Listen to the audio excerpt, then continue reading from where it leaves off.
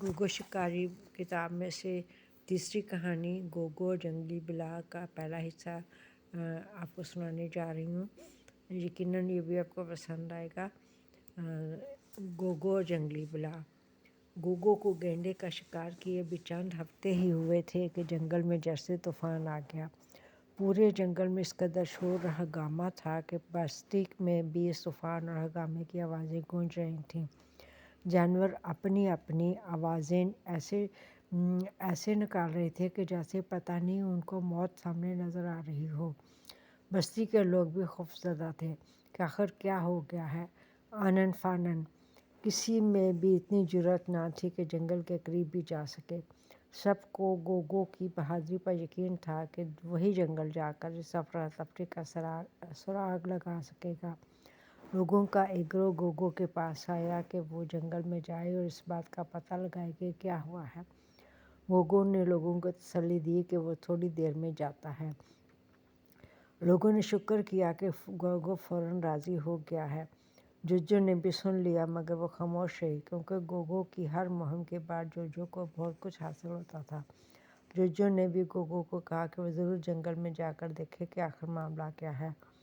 गोगो ने अपनी बंदूक तैयार की, कारतूसों की पट्टी बांध ली और ज़रूरी चीज़ें भी अपने थैले में डाल ली। अल्लाह का नाम लेकर जंगल को रवाना हो गया।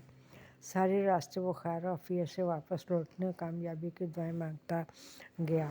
जंगल के करीब पहुंचकर देखा कि सारे जानवर जंगल से निकलकर मैदान में जमा हो गए हैं और भांत भांत की आवाज़ें निकाल रहे हैं।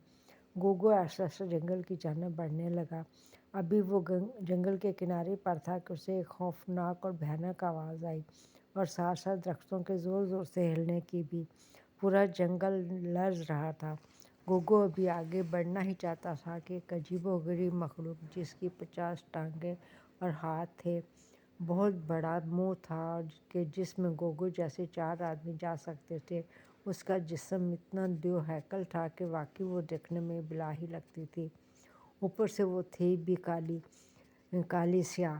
गोगो को भी उसे देखकर खौफ आ रहा था, मगर गोगो ने फौरन अपनी घबराहट पर काबू पाया और भागकर एक जंगली झाड़ी के पीछे छुप गया। बिला ऐसे झूम झूम कर आगे बढ़ रही थी कि जैसे उसके रास्ते में कोई भी आएगा वो उसको हड़प कर जाएगी। इसी वजह से तो जंगल के तमाम जानवर भाग गए कि कहीं बिला उन्हें ना खा जाए। जंगल तकरीबन खाली हो चुका था। अब जंगल में सिर्फ बिला और गोगो ही रह गए थे।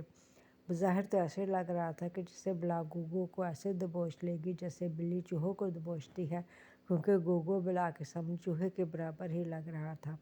मगर गोगो भी मामूली शिकारी ना था। वो तो हर बार बड़े से बड़ा शिकार करके ही कामयाब लौटा था, मगर इस मर्तबा तो उसे भी डर लग रहा था कि पता नहीं वो कहीं बिला का लुकमा ही न बन जाए।